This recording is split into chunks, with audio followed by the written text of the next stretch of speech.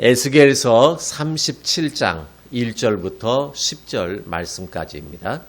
여호와께서 권능으로 내게 임재하시고 그의 영으로 나를 데리고 가서 골짜기 가운데 두셨는데 거기 뼈가 가득하더라. 나를 그 뼈 사방으로 지나가게 하시기로 본즉 그 골짜기 지면에 뼈가 심이 많고 아주 말랐더라. 그가 내게 이르시되 인자야 이 뼈들이 능히 살 수 있겠느냐 하시기로 내가 대답하되 주 여호와여 주께서 아시나이다.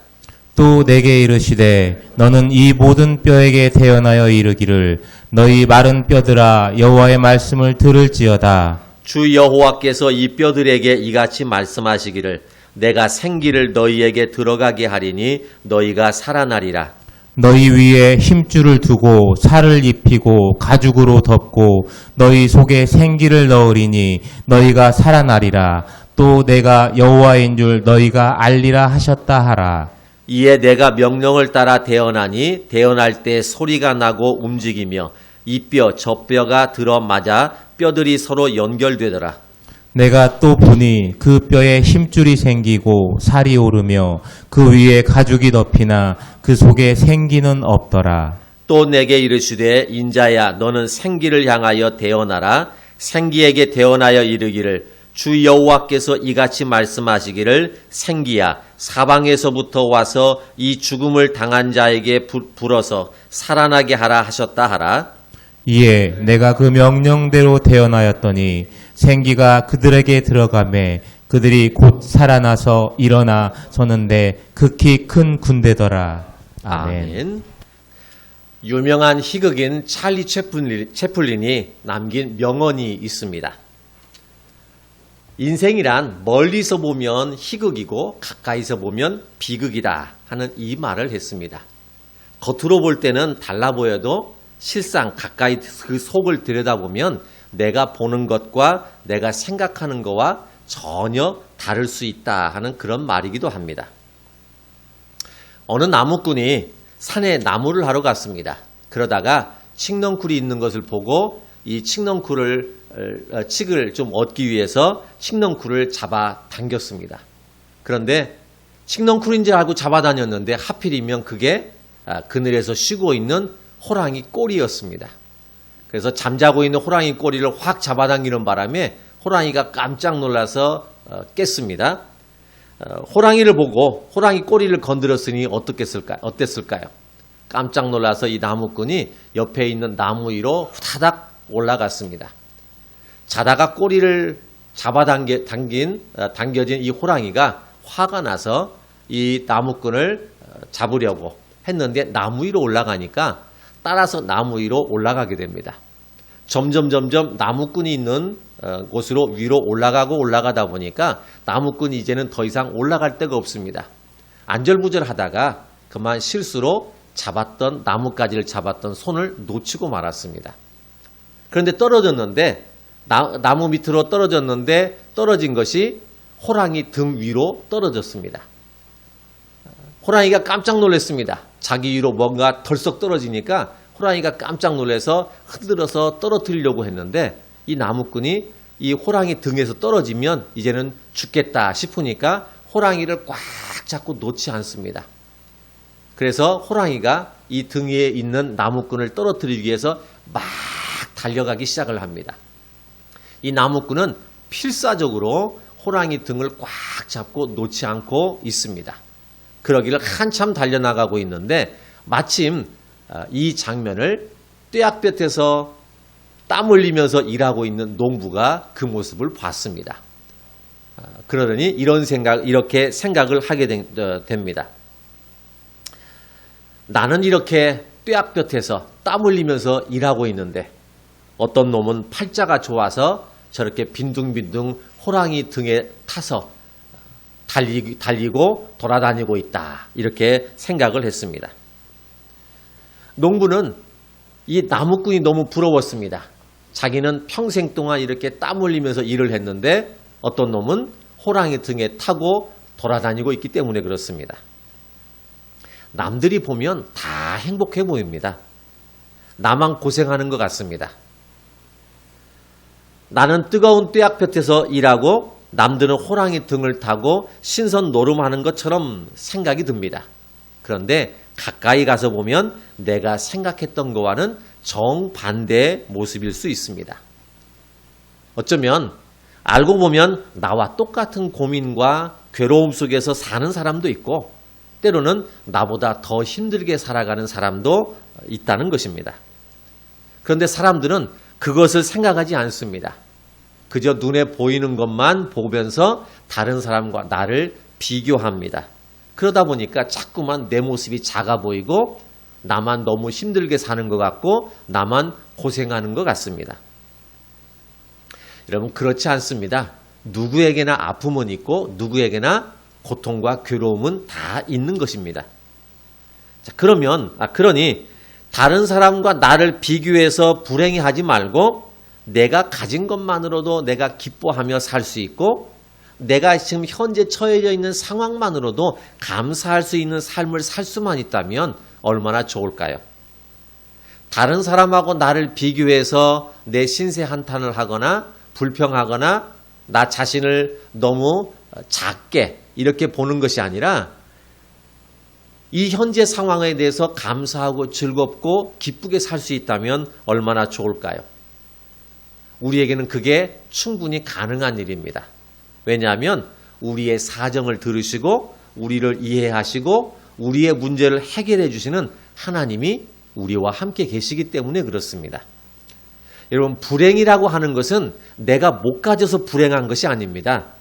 능력의 하나님이 나와 함께 계신다는 사실을 잊고 사는 사람의 삶이 불행한 것입니다. 행복이라고 하는 것은 내가 무엇인가를 가져서 행복한 것이 아니라 내게 능력 주시는 자 아래서 내가 모든 것을 할 수 있다는 사실을 이 사실이 믿어질 때 행복해지는 것입니다. 여러분 마른 뼈가 살아납니다. 정말 살아날 수 있을까요?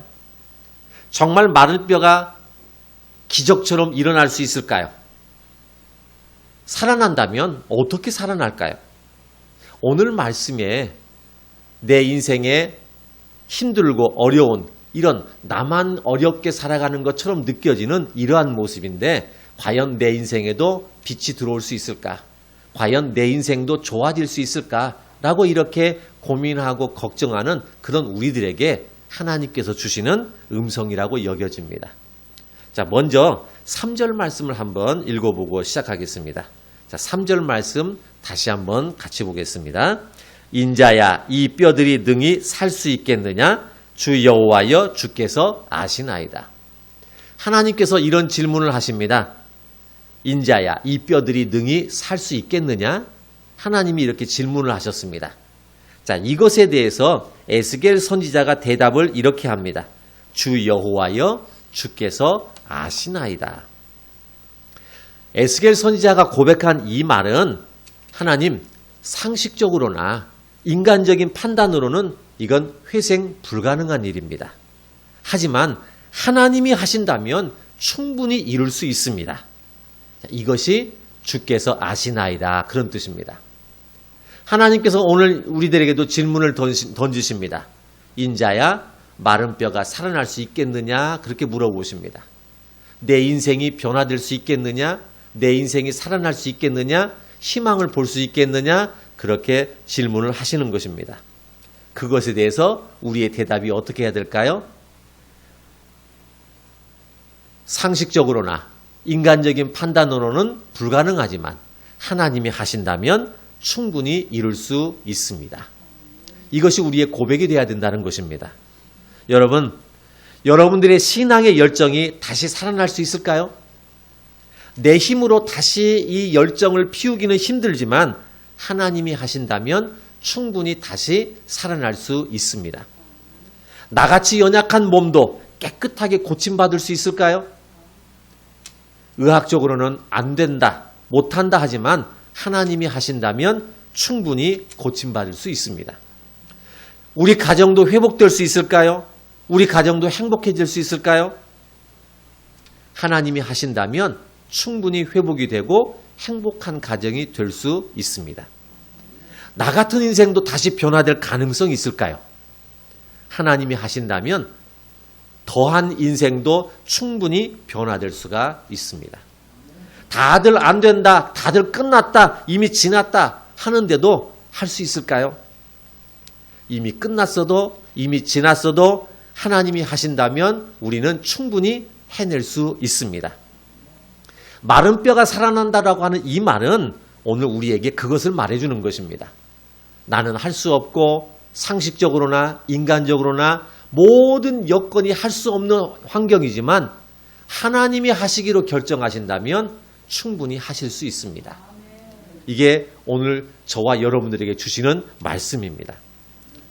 오늘 본문에서 말하는 이 마른 뼈라고 하는 것은 누구를 이야기하냐면 사실은 이미 전쟁에서 패해서 포로 신세, 노예 신세로 전락한, 그래서 절망 가운데 살아가는 이스라엘 백성들의 모습을 마른 뼈로 비유를 하고 있습니다. 이미 전쟁을 치러서 전쟁에서 패망했습니다. 나라가 망했습니다. 포로로 잡혀갑니다. 거기에서 인간 이하의 대접을 받습니다. 도저히 나라가 회복이 되고 다시 이스라엘로 귀환한다는 것은 이건 불가능한 일입니다. 그런 상태가 이미 죽은 지 오래된 마른 뼈라는 것이죠. 정말 이 나라가 회복될 수 있을까요? 정말 다시 시작할 수 있을까요?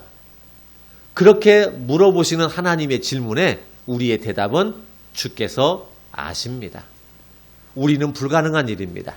우리는 회복할 수 없습니다. 우리는 이미 다 지나서 할 수 없습니다. 그러나 하나님이 하신다면 충분히 하실 수 있습니다. 그게 오늘 2022년도에 첫 주에 주시는 하나님의 말씀입니다. 여러분들의 삶이 아무리 지난 한 해 동안 안 되고 막히고 힘들고 어렵고 불가능한 일이었다 할지라도 하나님께서 금년에 하시겠다고 작정하시면 얼마든지 충분히 해내실 수 있다는 말입니다. 이미 절망적인 상태, 나라를 다 빼앗기고 포로 되어 있는 이스라엘의 상태, 그런 모습인데도 불구하고 하나님께서 함께 하시면 살아나서 강력한 힘을 가진 군대가 되더라는 것입니다. 여러분, 우리도 하나님이 함께 하시면 내가 연약해서 아무것도 할 수가 없고 힘이 없어서 아무것도 할 수 없고 능력이 안 돼서 생각하지도 못하고 이미 다 지나가고 이미 불가능한 일이라고 생각했던 일이라 할지라도 우리에게는 강력한 힘, 강력한 능력, 강력한 회복이 일어나는 그런 군대와도 같은 모습을 가질 수 있다는 것입니다. 여러분, 이러한 은혜가 금년 한 해 동안 여러분 삶 가운데 일어날 수 있기를 바라겠습니다. 어떻게 하면 우리가 회복될 수 있을까? 어떻게 하면 마른 뼈 같은 우리 인생도 다시 회복할 수 있을 것인가? 라고 하는 것을 그 과정을 우리에게 설명을 해줍니다. 상식적으로나 인간적인 판단으로는 불가능한 상태지만 하나님이 하신다면 충분히 이룰 수 있다는, 바로 이것을 가능하게 하는 일이 있다는 것입니다. 여러분들은 예수님을 믿으시나요? 어떻게 믿으시나요? 조용조용하게 내가 믿는 듯 안 믿는 듯 있는 듯 없는 듯 그렇게 여러분 믿음 생활 하시나요? 아니면 여러분 주변 사람들이 여러분들이 신앙생활 하고 있다는 것, 하나님을 믿고 있다는 것 주변 사람들이 다 아시나요? 오늘 말씀의 제목처럼 마른 뼈도 살리려면 어떻게 해야 될 것이냐 하는 문제를 오늘 이야기합니다. 첫 번째는요, 조용히 스며드는 것이 아니라 요란하게 시작한다는 겁니다. 소리가 나야 된다는 것입니다. 자, 7절 말씀을 한번 다 같이 한번 보겠습니다. 자, 7절 말씀 한번 더 같이 봅니다. 이에 내가 명령을 따라 태어나니 태어날 때 소리가 나고 움직이며 이 뼈 저 뼈가 들어맞아 뼈들이 서로 연결되더라. 이 뼈들이 움직이기 시작하는데 그냥 조용히 움직인 듯 안 움직인 듯 서로 붙는 듯 안 붙는 듯 하는 게 아닙니다. 이 뼈들이 소리가 나기 시작하는 거예요. 소리가 일단은 나야 움직인다는 겁니다. 소리가 나지 않는 것은 움직이는 게 아닙니다. 소리가 나야 됩니다. 소리가 난다는 얘기는요, 자기의 위치를 찾아간다 그런 뜻입니다. 여러분, 내가 지금 살아야 될 위치는 지금 내 모습이 아닙니다. 하나님이 우리에게 은혜를 주시고 하나님이 우리에게 능력을 주셔서 그걸 가지고 있는 내 모습이 그게 본래 우리의 모습이에요. 우리는 그 모습으로 찾아서 가야 됩니다. 그 모습으로 맞춰져야 돼요.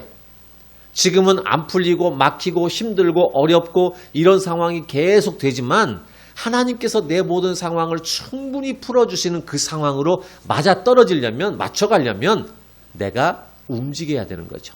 어떻게 움직여요? 소리가 나야 된다라는 겁니다. 그래서 우리가 회복되려면 첫 번째, 티가 나야 됩니다. 어떤 티일까요? 예수님을 믿는 티, 하나님을 믿는 티가 나야 된다라는 겁니다. 성경 말씀에 보면 오른손이 하는 일을 왼손이 모르게 하라 하는 말씀이 있습니다. 그래서 뭐든지 하려면 조용조용히 드러나지 않게 하라. 그래서 우리는 뭐든지 선행이든지 어떤 일이든지 잘 드러나지 않고 하나님만 알아주시면 된다 이런 생각하죠. 그런데 성경에는 그 말씀만 있는 게 아닙니다. 그 뒤를 이어서 마태복음 5장 14절부터 16절 말씀에 보면 이런 말씀이 있습니다. 너희는 세상의 빛이라. 산 위에 있는 동네가 숨겨지지 못할 것이요 사람이 등불을 켜서 말 아래 두지 아니하고 등경 위에 두나니 이러므로 집안 모든 사람에게 비치느니라. 이같이 너희 빛이 사람 앞에 비치게 하여 그들로 너희 착한 행실을 보고 하늘에 계신 너희 아버지께 영광을 돌리게 하라. 그냥 조용히 있는 게 아닙니다. 우리는 빛입니다. 빛은 티가 나게 되어 있습니다. 빛은 어두움 가운데 가면은 어두움이 사라지는, 그래서 빛은 빛으로서의 표가 나야 된다는 것이죠. 예수님 믿는 티가 나야 됩니다. 교회 다닌다는 티가 나야 됩니다. 왜냐하면 우리는 세상의 빛이기 때문에 그런 거죠. 하나님은 우리가 조용조용하게 신앙생활하라 그렇게 이야기하지 않습니다. 우리는 세상의 빛입니다. 산 위의 동네가 드러나야 됩니다. 사람들은 이야기하죠. 꼭 그렇게까지 티를 내야 되나? 라고 이야기합니다. 예, 맞습니다. 티를 내야 됩니다. 그래야 우리의 삶이 제자리를 찾아 나가는 거예요. 티나지 않으면 움직이는 게 아닙니다. 티가 나야 됩니다. 예수님을 믿는 티가 나야 우리가 그 회복의 자리로 돌아간다는 것이죠. 그래서 첫 번째는 요란해야 됩니다. 예수 믿는 티가 나야 되고 예수 믿는 표시가 있어야 됩니다. 그 다음에 어떻게 하면 마른 뼈를 살릴 수 있을까? 두 번째는 믿음에도 순서가 있다는 것입니다. 그 말은 회복되는데도 순서가 있습니다. 그냥 회복하라 해서 회복되는 게 아니라 회복되는데도 순서가 있는데요. 자, 6절 말씀을 한번 더 같이 읽어볼까요? 같이 보겠습니다. 너희 위에 힘줄을 두고 살을 입히고 가죽으로 덮고 너희 속에 생기를 넣으리니 너희가 살아나리라. 또 내가 여호와인 줄 너희가 알리라 하셨다 하라. 처음에 보니까 힘줄을 두고 그랬습니다. 그 다음에는 살이 입혀지죠. 그 다음에는 가죽, 피부가 덮여지게 됩니다. 그리고 생기, 곧 생명이 불어 넣어지게 되는 거죠. 그랬더니 살아나더라 하는 것입니다. 그냥 갑작스럽게 뼈가 움직이더니 그냥 살아나는 게 아닙니다. 외적인 형태가 뼈들이 소리를 내면서 덜그럭덜그럭 소리를 내면서 뼈들이 맞춰 나가는 거죠. 하나님께서 우리에게 충분히 행하시는 그 모습대로 우리가 맞춰 나가는 겁니다. 티가 나는 거예요. 그리고 난 다음에 이 티가 나면 그 다음에 힘줄이 생기고 살이 입혀지게 되고 피부가 생기게 되고 생명을 불어넣어 주셔서 그래서 살게 되는 겁니다.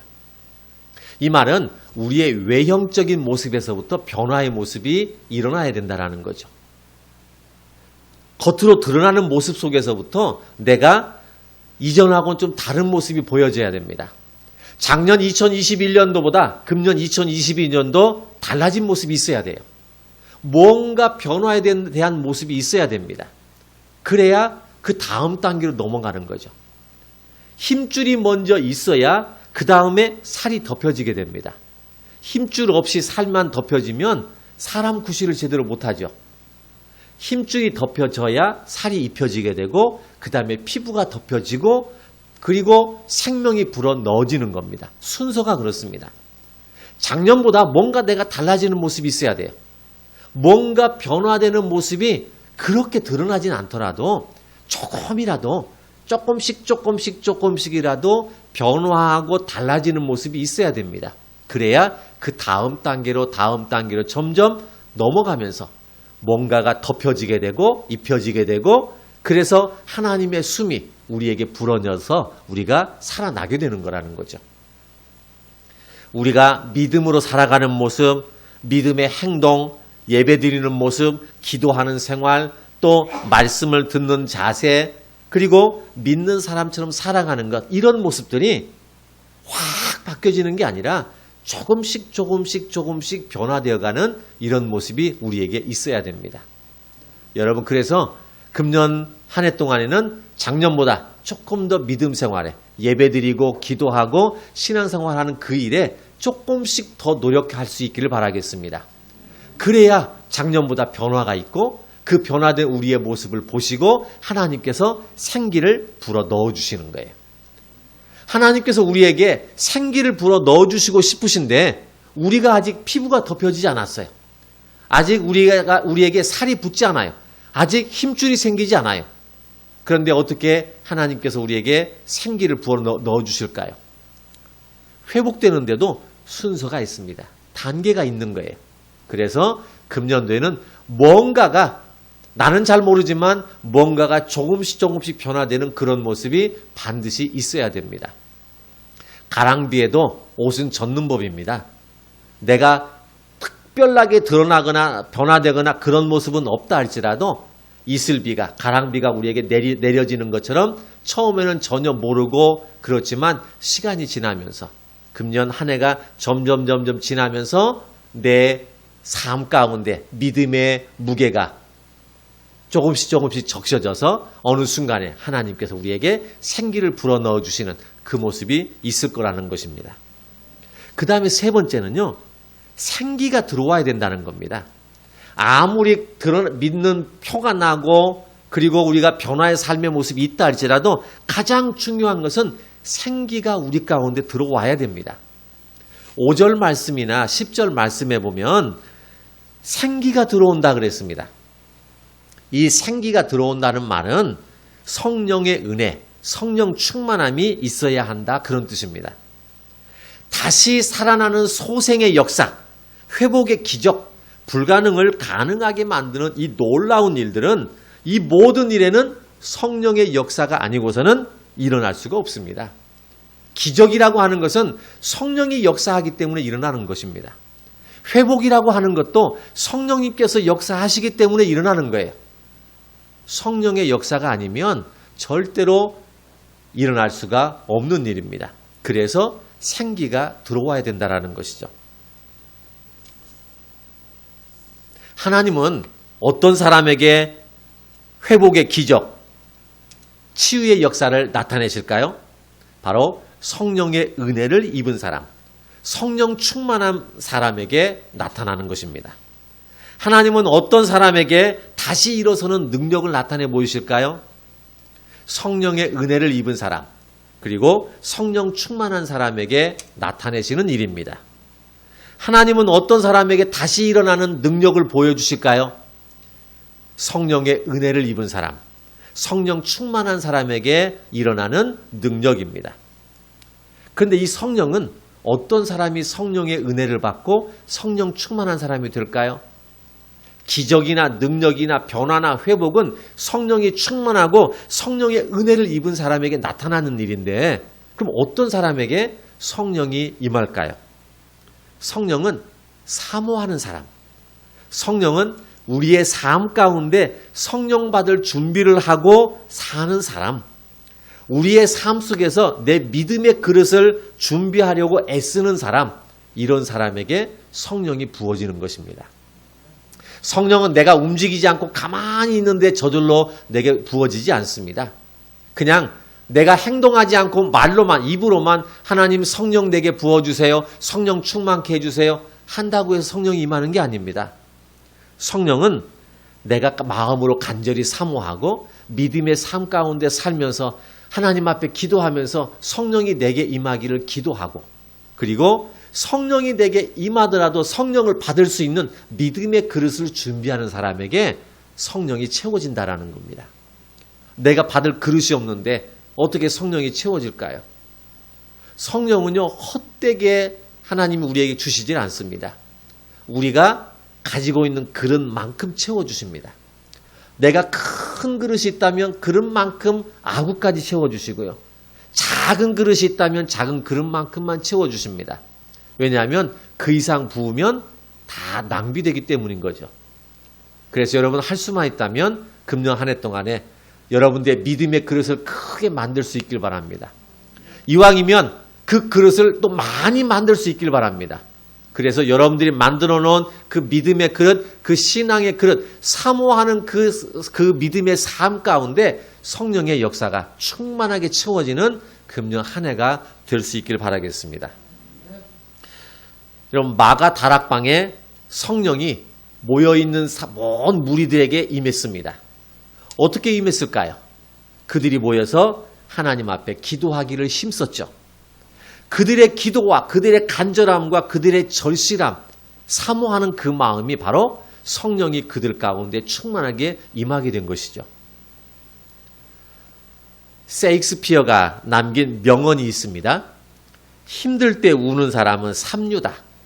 힘들 때 참는 사람은 이류다. 힘들 때 웃는 사람은 인류다. 하는 이런 이야기를 했습니다. 여러분, 그런데 힘들 때 누가 웃을 수 있을까요? 내가 힘든데 정말 웃을 수 있을까요? 웃음도 안 나옵니다. 그런데 어떻게 힘들 때 웃는 사람이 인류라고 할 수 있을까요? 그것은 힘들다고만 할 것이 아니라 힘들기 때문에 내가 낙심하고 좌절하고 포기하고 이렇게 할 것이 아니라 내 삶은 힘들지만 나 같은 삶 속에서도 성령이 임하시면 나는 언제든지 일어설 수 있고, 이 힘든 상황 속에서도 주의 성령이 내게 임하면 내 모든 삶은 다시 회복이 될 수 있다. 아무리 삶이 어렵고 고달프고 힘들어도 절망적이어도 하나님이 나와 함께 하시면 나는 언제든지 일어설 수 있다는 바로 이런 마음이 우리로 하여금 기대감을 갖고 기쁜 마음을 갖게 만드는 것입니다. 내가 희망을 가지고 소망을 가지고 언제든지 하나님이 나에게 성령을 부어주시면, 언제든지 하나님이 나와 함께 하시면 나같이 이렇게 힘든 삶을 살아도 회복될 수 있다 하는 이 마음을 가지고 살면 슬픔이 변하여 기쁨이 될 것이고 눈물이 변하여 희락이 되게 하실 것입니다. 여러분, 그러니 우리의 삶이 힘들어도 기쁠 수밖에요. 그런 인생이 바로 인류 인생을 살아갈 수 있다는 것입니다. 여러분, 마른 뼈같이 살아도 사는 것이 아닌 것 같은 내 인생에도 하나님이 나에게 생기를 불어넣어 주시면 큰 군대가 될 것입니다. 비록 지금은 약해 보이고 지금은 힘도 없어 보이고 지금은 아무 능력도 없어 보이지만 그런 나에게도 하나님께서 생기를 불어넣어 주시면 엄청난 괴력을 지닌 큰 군대가 될 것입니다. 여러분, 금년 한 해 동안 회복이 되고 살아날 우리의 인생을 기대하고 예수님 믿는 티를 좀 냈으면 좋겠습니다. 금년 한 해 동안에 여러분들의 외적인 모습 속에서 뭔가 다르고 변화된 모습이 조금씩 드러날 수 있기를 바라겠습니다. 그러면 우리에게도 주의 성령이 우리에게 생기를 불어넣어 주셔서 그래서 우리가 다시 살아나는 이런 역사가 있을 것입니다. 기도하겠습니다. 하나님, 마른 뼈 같은 내 인생이었습니다. 너무 삶이 힘들고 어렵고 고달프고 과연 나 같은 인생, 나 같은 사람 살 가치가 있을까라고 여기는 그런 때도 있었습니다. 하지만 그런 인생이라 할지라도 언제든지 하나님이 나와 함께 하시고 나에게 생기를 불어넣어 주시면 회복이 되고 일어나고 다시 힘을 얻을 수 있는 강력한 군대가 될 수 있음을 믿습니다. 그러니 예수님 믿는 티 내게 하시고 변화의 삶을 살기 위해서 노력하게 하시고 성령이 내게 임할 수 있기를 사모하며 믿음의 그릇을 만들어 나가는 금년 한 해가 되게 해 주시옵소서. 그래서 어느 순간인가 주의 성령이 내게 임하고 내게 생기를 부어 넣어주셔서 내가 다시 살아난 내 모습을 보는 우리 자신이 되게 해 주시옵소서. 예수님의 이름으로 기도드렸습니다. 아멘.